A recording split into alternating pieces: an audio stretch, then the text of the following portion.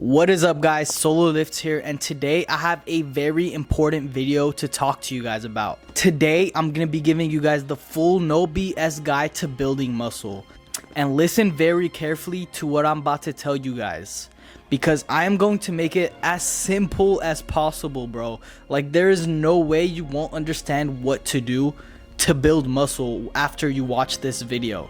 I have noticed in other YouTubers videos, they make it very complicated, like it's a math equation, like you have to calculate everything to the T, especially when it comes to your training and your workout. Okay, so I'm gonna go ahead and show you guys some credentials, my transformation. I'm gonna just do that by showing you guys a quick TikTok. Oh no, come back. I love you.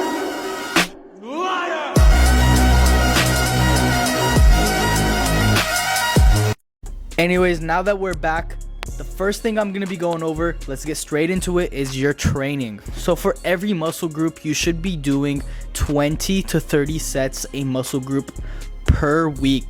That means if you're working a muscle 2 times a week, you should be having 10 to 15 sets per workout per muscle group. Usually do 10 sets per muscle group every workout. So just giving you guys an example of a workout I would do for chest would be 5 sets of incline press, 5 sets of dumbbell presses, and then 5 sets of cable flies. Now I usually do 15 sets of chest because I feel like that's a lagging muscle group for me. If you don't feel that way, all you have to do is just 10 sets per muscle group, and then I would do 5 sets of overhead extensions and then 5 sets of tricep pushdowns. Okay, now the next thing we're gonna be talking over is your diet. So you shouldn't be cutting the first 2 years of your lifting. That's my opinion. I did cut the first 1 year of lifting. The second year I just bulked up, like I went full ham. But yeah, I don't recommend cutting in your first year of lifting because that's where you have the most potential of gains on the table. It's your newbie gains, so you better be feeding your body with the nutrients it needs. So anyways, you shouldn't be bulking dirty bulking either. You should just be in a slight caloric surplus, unless you're a hard gainer that doesn't really gain any fat. I doubt you are though.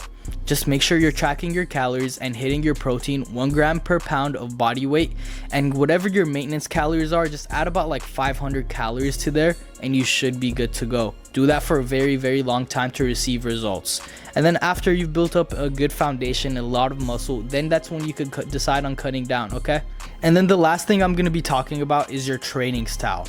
The way you should be training is, in my personal opinion, that's just what I do. I train to failure every single set, bro. I go absolutely ham to the walls, and then the last set of that exercise, I'm drop sitting it 2 to 3 times. Especially on my chest days, I love drop sitting my chest.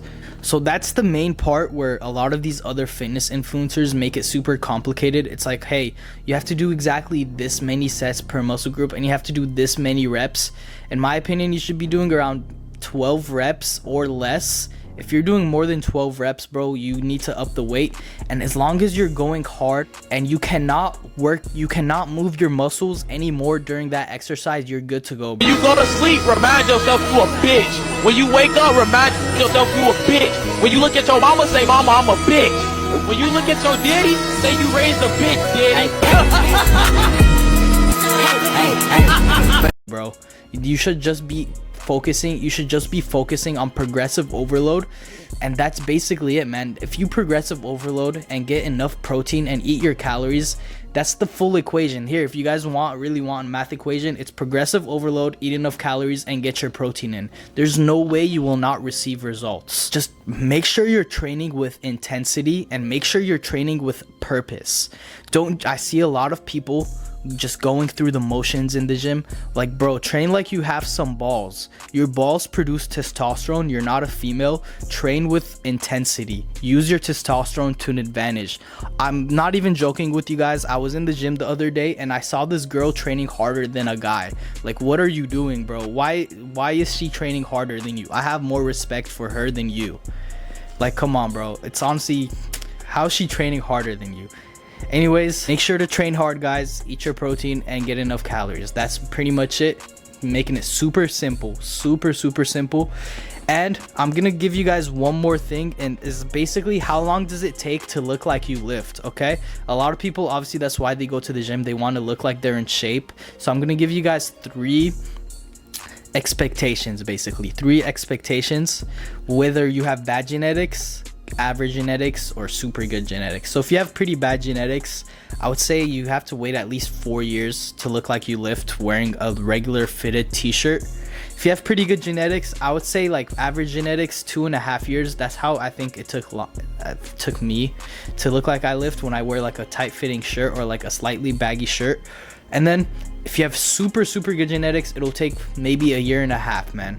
If you have those I doubt you have super good genetics. You probably, most people watching this video are probably in the middle, where they have like average genetics, and then some have bad genetics, and then some have super good genetics. But the majority is going to be in the middle. You should be waiting about 2.5 years to look like you live, bro.